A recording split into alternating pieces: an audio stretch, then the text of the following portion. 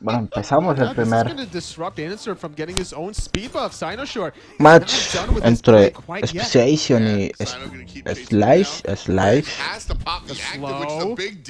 32-30.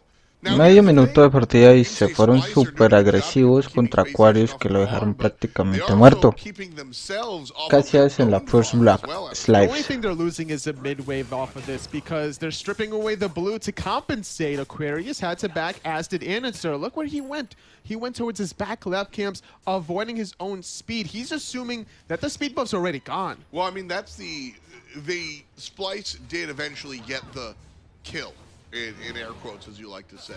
They got the technical knockout, right? Yes. They sent the player back to base, which allows them to get the blue buff. If they just bring Chang'e down to half HP and she stays in lane, that is probably a net loss for SPLYCE. Very important that all of that exertion winds up sending somebody back to base, because like I said, if it doesn't, totally, we're in a world of hurt.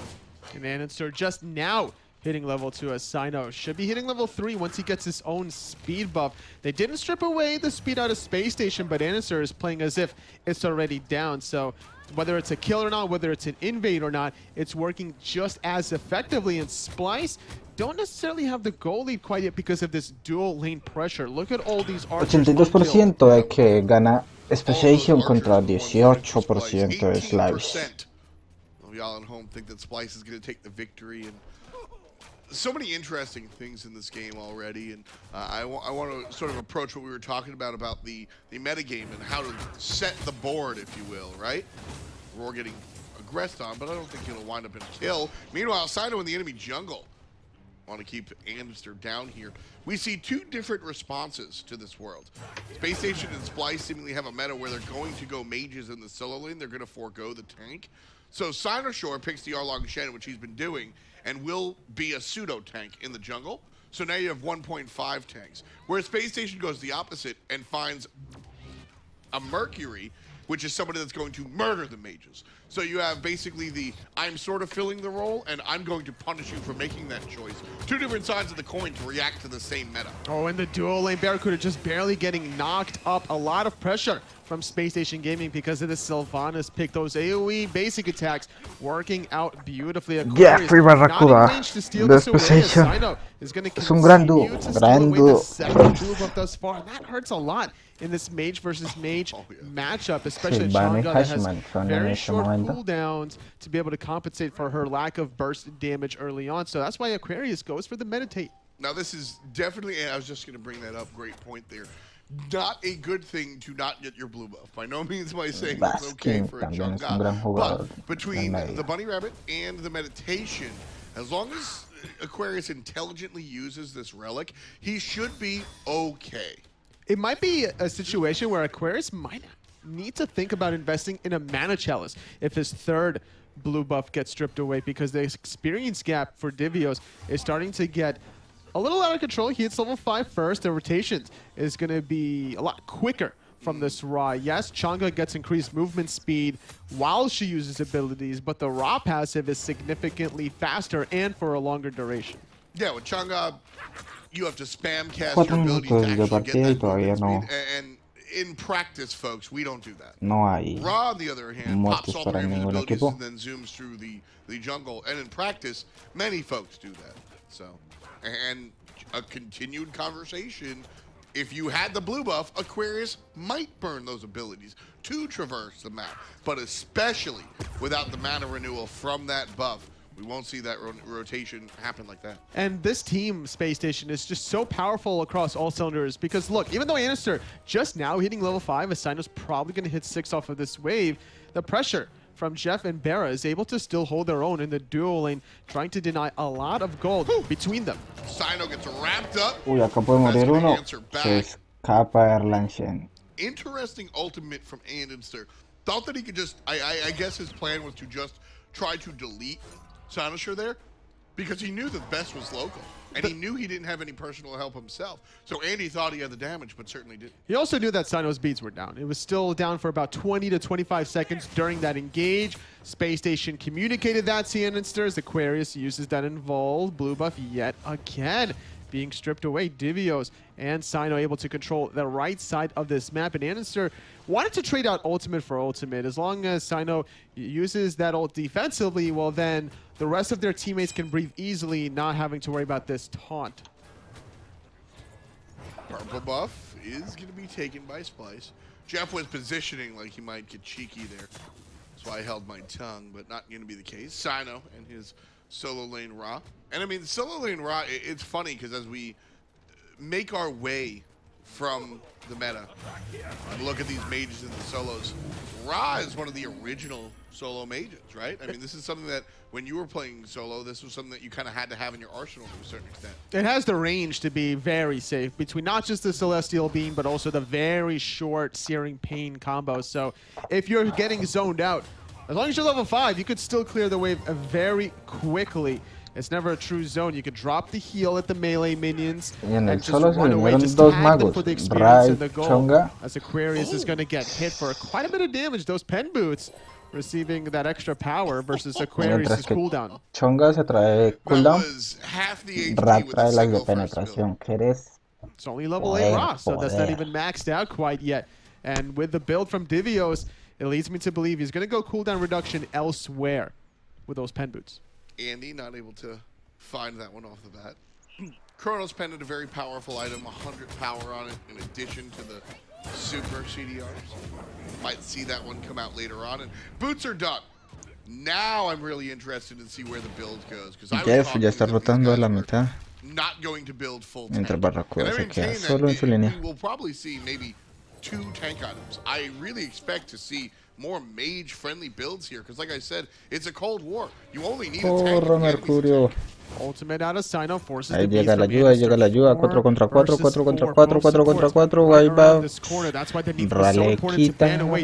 Vamos. Cerberus en el ulti, lo mete a la mitad de todos. Ulti. Muere Jeff por parte. Muere Ra por Baskin. 1 por 1. Y Baskin lo sigue, utilizando sus portales para poder cortar tiempo. Portal a 1, acá Cody le mete, se escapa, segunda vez que se escapa Erlang Shank, a 1 prácticamente. Kudos. Aquarius gets his first blue buff of the game, just shy of 8 minutes in. 1 por 1 esta muerte. A los 8 minutos de partida. It's going to be a long laning phase, put it this way. Mage versus mage. Chonga is now going to get more healing. Once you max out that first ability, you're not going to try to make any sort of action happen. With both of the warriors' blessings evolve, makes it a little bit more difficult for these junglers to really start ganking them. That's why I thought for a moment that we could see potentially Breastplate of Valor now thinking about the junglers, but the health almost as effective, if not more, towards the later stages. Well, you know, I've spoken to a lot of the solo laners, and especially when Guardians were very, very popular, I asked them, you know, straight up, Warlock staff. And almost everybody said, ideally I'd build a Warlock staff, but I'm just not in lane for that long. I have to, like, that's not what we're able to do. And the answer is always because of Baskin, Trouble has to beat. And here comes the jungler.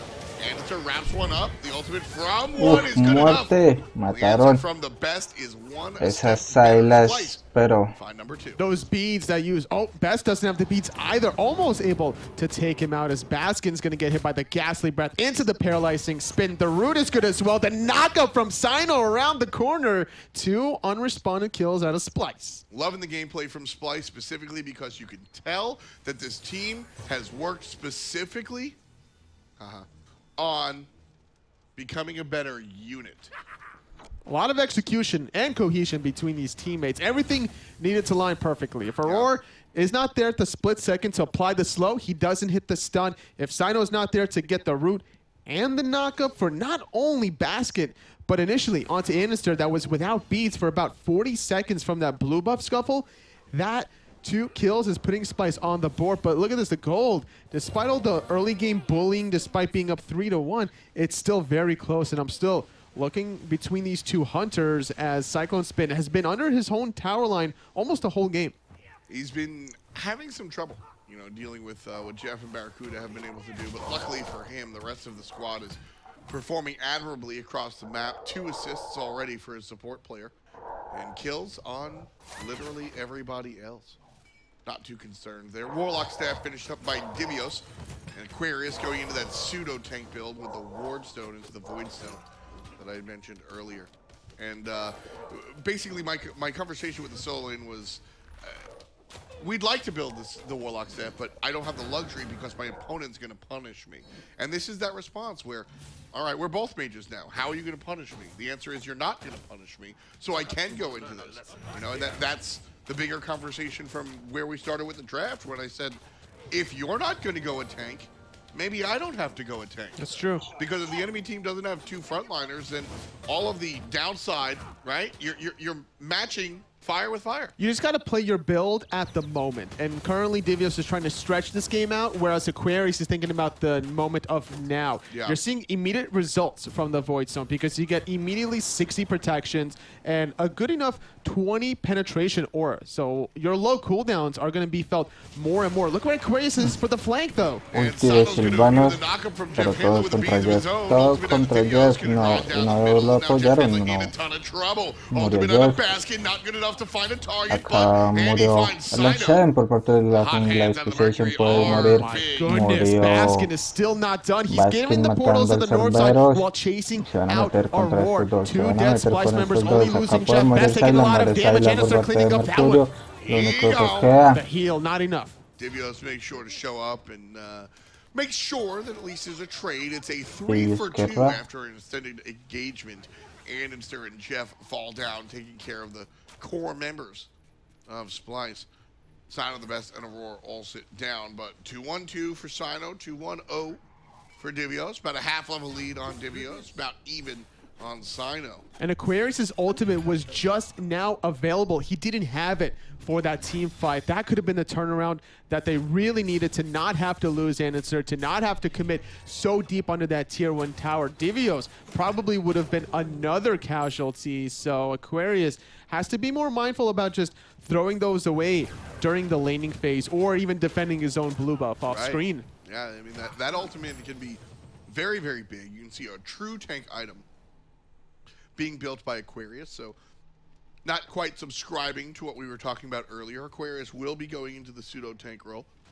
Probably going to be the Breastplate of Valor, already with 10% cooldown reduction with Shoes of Focus, adding another 20% to make that Waxing Moon up more common.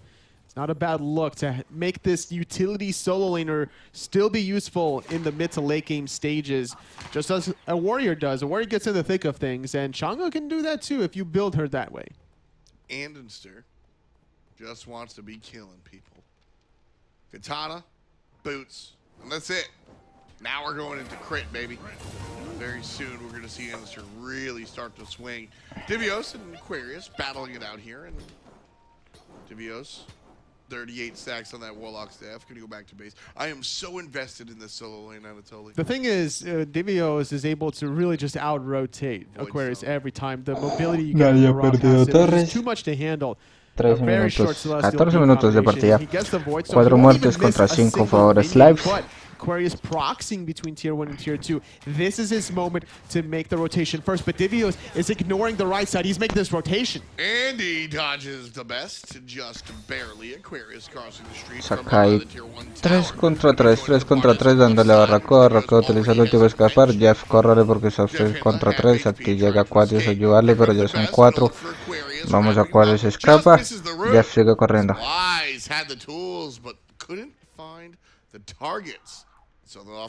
Mientras tanto, Mercurio robándoles el speed de ellos. That's the unfortunate thing with the persistent gust. Sometimes you're like knocked up in an awkward angle, and I don't think Divios was anticipating that because Barra was dead to rights in midair.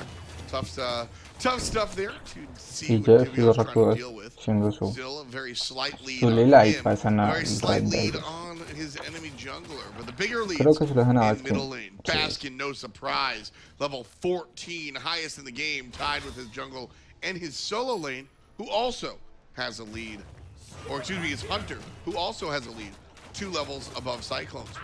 We always talk about the mobility of Giannis in team fights, but getting from Camp A to Camp B in the camps also adds up with the experience department. And that's what Baskin's been able to do, establishing this 2-level lead. It's not necessarily the gold that matters, but just being able to help out Anister transition away from that early game, both mid and jungle out of Space Station, getting the thick of things. Divios now trying to battle this one out against Aquarius. Dancing through all the damage that Divios has to offer. Anister says hello, but says goodbye. And right here, this is such an interesting matchup here.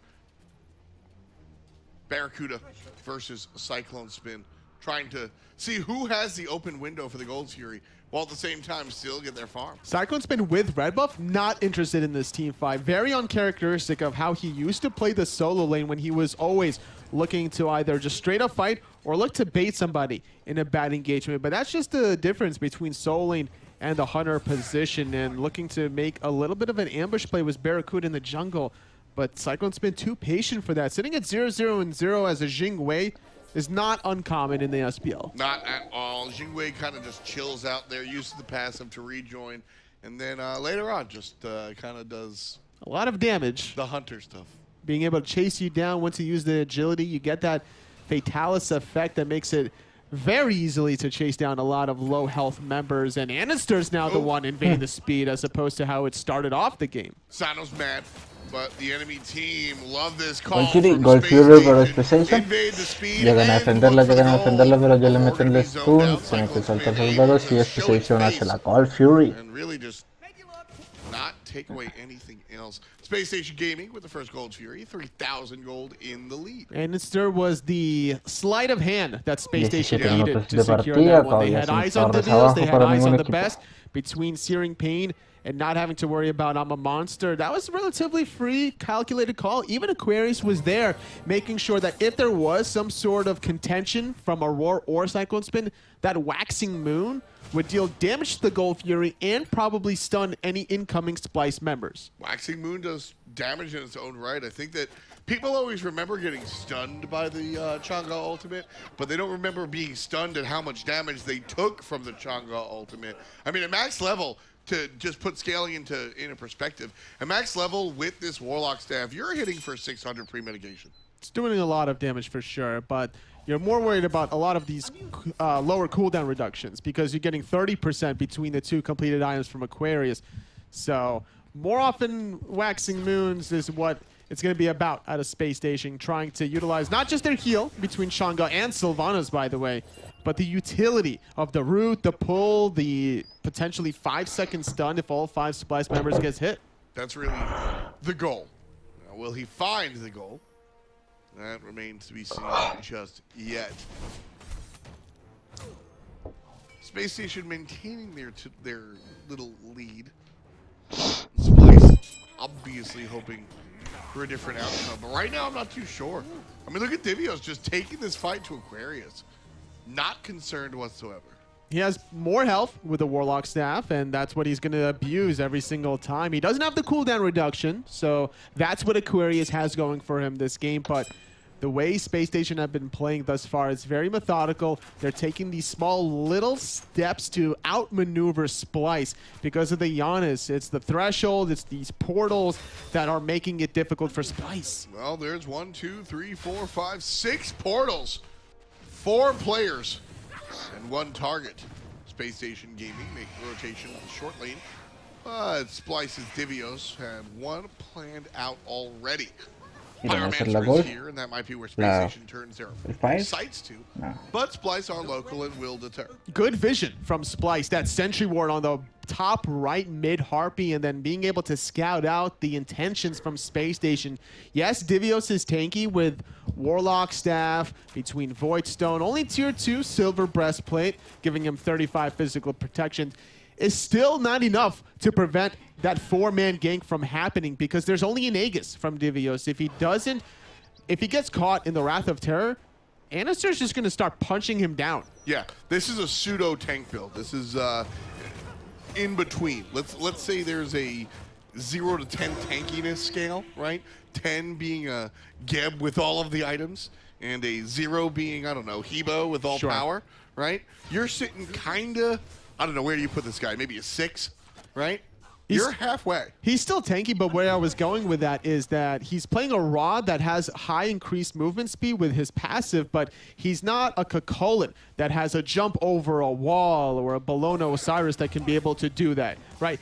Once he gets rooted into place from Jeff Sylvanas, he's dead to rights. Yeah, without a doubt. And, you know, it's funny because I think that you thought that you were presenting a different point, but I think they're two ends of the same candle. And that Divios is a little bit less tanky, so Andy is going to be able to feed on him a little bit more so. And the next conversation is the fact that the lack of a true escape. I mean, even a lot of the other options are able to stun Andy out and then go in a different direction, and that's really what I have an issue with, Toli, is that this Raw pick just doesn't bring any CC. It definitely has only one with the slow, but once your Purification beats that out of Annister, he's going to chase down the Raw with his Hasten Katana. It doesn't matter that Divios is that fast because you're not outrunning Mercury with speed buff, with the Katana.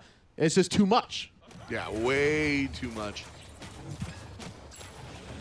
Barracuda mid-game just hitting level 20 there, the first one in the entire game. Meanwhile, Cyclone Spin still at level 18. He's been just kind of holding the laning phase, not wanting to fight, not wanting to box. Space Station get the Gold Fury, which allows them, I don't know, a little bit of a 2,000 gold lead at the time, which has been transitioned to now 4,000, as Barra's been a little bit more proactive about making these jungle camp rotations. Left side, Gold Fury respawning, and everybody going to be local for it, ready to party. That said, a back off. SPLYCE are the ones that are going to look at it. Now you can see the blue aura in the air. Means that Space Station do have the vision, so they're going to be able to keep players off of that one. Still trying to kind of battle for positioning. This Gold Fury is the next objective, but you always have to be mindful that if Space Station want, they can burn the Fire Giant themselves. Annister, if he has somebody tank that Fire Giant, that Space Station's in a gift wrapped in basket. Jeff Hindley going to pause this one real quick. And bueno, juego pausado en este momento. Tie game here, by the way. Que retomen not las so much. acciones. SPLYCE trailing by about 3,000. Nice Gold Fury going the way of Space Station Gaming in the earlier moments. But totally here talking about the ability of the team to go for the Fire Giant. And that's the beauty of this composition comprised of the Mercury and the Hachiman. Yes. Mercury already has the ability to boost himself up to the nth degree, but the banner just going to help him out even more. That 15% additional boost goes a long way. We saw it in the last set, actually, where it was Dignitas versus SK Gaming. Fails was able to use not only the Hachiman passive of the banner, but also that Discordia passive where he was top damage. And any little bit of boost you give to a Mercury is going to melt the objectives so much quicker. Exactly. Always looking towards the fastest god alive in order to take down those objectives just as quickly. Here, looking for the transition. SPLYCE looked really good in the early game. A lot of cohesion, a lot of just good team play. How do you expect to see them continue? I think that they're going to try to just avoid this Waxing Moon, Mercury, Sonic Boom combination. That's the jungle fights that you want to avoid. Split it across, make sure you're not grouped up at the same angle.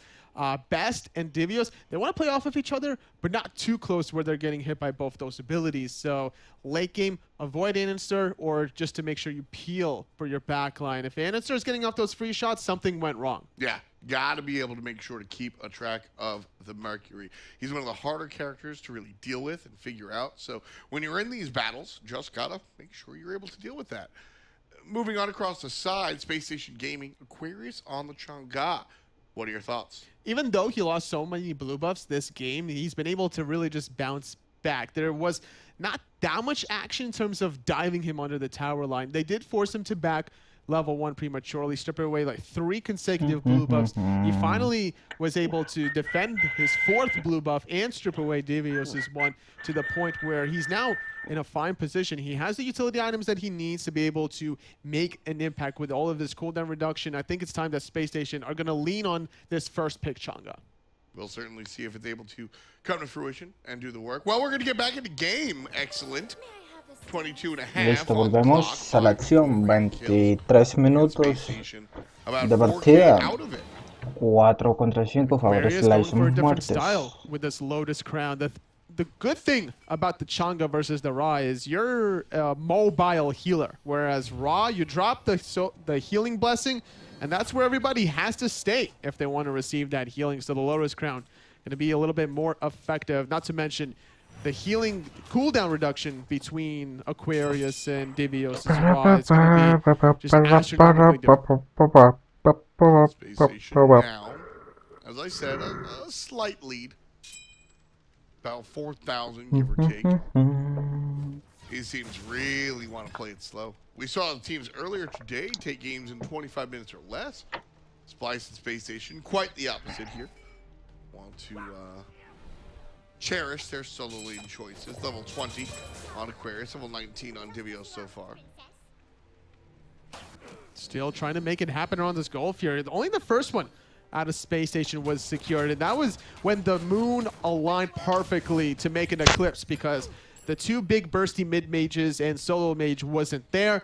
So Space Station got away with a quick one. I don't think Space Station want to really mess around with all that burst damage, so they're taking their time. They're really leaning on once Anister hits level 20, finished off Deathbringer now, so that crit is going to start really rolling through. Divios and the best, honestly, needs to start worrying about this Mercury. So I wouldn't even be surprised if Best goes for potentially some sort of physical defense. More Guardian Mail comes to mind. Coger a Mercurio, lo pueden estar matando. Vaya, inmune, corre Mercurio, muere Mercurio por parte de Sino. Anister had his ultimate if he wanted to use it, with all that attention on the right. Divios not able to time that, goes in Aurora, finding a kill a la now. mitad de todo, Jeff utiliza el ulti, está uno de vida contra 4 personas, muere Jeff por parte de Jinwei. SPLYCE able to pick up 2 kills there. 3 muertes de Space Station. Murió Aquarius, Anister, ella, y van a hacer el Fire. Baskin será que tiene el ulti para meterlo ahí. Ay, Baskin. Gran portal para él. Lo pueden matar, se escapa Baskin. Allá está Barracuda también. Utiliza el ulti Baskin para poderse escapar. Y ya, esto es Fire para SPLYCE. It was a tough one, but they came through. They needed to have 2 separate 1v1s and not lose them. Great performance out of Sino as he eliminates Anister during that goal Fury to allow SPLYCE to get those 3 additional kills and then win the 1v1 against one of the best players in the world. Even beating the portal that was on the ground just for good measure, gets off the defensive ultimate from Giannis, and by using that ultimate defensively, now you don't have to worry about the objective steal. You know, it's interesting, Totally. Sanoshore, the ex-console player coming here, I'm never worried about him, and perhaps I should be. There are better junglers in Sino, I think everybody can agree. And there are worse junglers than I think everybody can agree. But I'm never concerned about Sino, and I think that's a positive. He does have his bad games, but I feel like those bad games are easier to ignore because when he makes the impact, he really makes the impact. The thing is, he's also playing his most comfortable god. It is the Erlang Shen, where I believe we heard in an interview earlier last week where everyone knows this is Sinoshore's god. That's what everyone is planning for. But here's the beauty of it for Sino. Well, hold on. Space Station's doing something funny. They're trying to collapse, but there's 4 members from SPLYCE. This is not a staggered effort. This is an all-in. Como entraron todos por el ulti de Llanos. Murió Rap. Se escapó el Mercurio, que podía morir Blink, pero ahí lo tienen.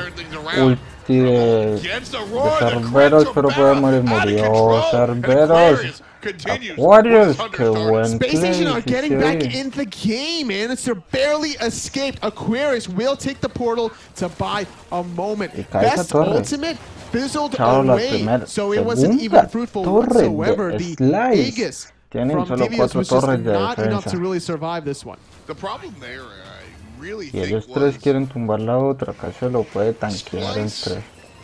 We're not ahead. Y en ese play fueron 2 muertes para They have the lanky SPLYCE Mercury. en That's all they 2 need. por You 0. catch somebody slipping. 6 muertes contra 8 favor 5 SPLYCE. seconds away from that team fight, maybe even 2 or 3. Yeah. And a Divios that was in the front line. They were playing as if SPLYCE were not Tumbaron las or dos Space torres de Station la were not going to izquierda. defend the tier 1. So everyone's casually walking down the mid or the dual lane as Divios playing the Raw. We mentioned it, he doesn't have the escape. Not at all. He doesn't have the jumps to get over those walls. So once he's in the front line of his team, that through space and time caught SPLYCE with their pants down. And just could not really figure a way on out of there. Rod of Asclepius, the last choice for Divio. I guess he still has the blessing, so the second to last choice. We'll see which direction he goes in. Mid lane is the direction SPLYCE is going in. Sino going to taunt up 2. Atacan todos, tumban esa torre, ya se utiliza el ulti, va uno día, va uno día. Ya Syla va con el ulti para poderse escapar. ¿Quién la va a poder matar? Aquarius mata al Jungle, ulti de Jungle para poder escapar. Cerbero se queda, muere Cerbero esa mano de barracuda, siguen todos. Entran a esa torre, tumban la otra torre. Chao torres. Chao. Torres, solo les quedan 2 torres de defensa, pero se fueron de una al Fénix. Esto fue, ya lo he visto en otras partidas, de una al Fénix. Chao Fénix, y si pueden se meten de una vez al Titán. Esta vez retroceden, se van a la derecha, tumban las últimas 2 torres que les quedan. Barracuda, Vaguea. A very, very strong selection. I expect to see more of him. Not just in this specific region, but I think in general, Mercury going to be a bit more of an impact player, especially if we're going to see a move away from the traditional tank. Divios and Aquarius are more tank than I may have anticipated, but they are still by no stretch of imagination a 10 on the tank scale. Lleva This is not a una shuriken de crítico que slow motion. Hercules solo. But at the same time, it's also not one of those Anubises that go Haciendo el Pyromancer solo. This is somewhere in between where Crítico, SPLYCE crítico, and crítico, Space Station crítico. essentially have what I would call battle mates, Muchos where they críticos. are looking to be a healer, they are looking to do some 10 damage, segundos but sale el also Fire kind of y se están quasi-frontline. reuniendo en It's el a Fire. neat Acá hybrid se va a build. armar. And Se va a SPLYCE and armar Space Station 5 contra adapting to that. 5. Space Station perhaps one step better by El going que into the Mercury. haga la mayor muertes coge el Fire.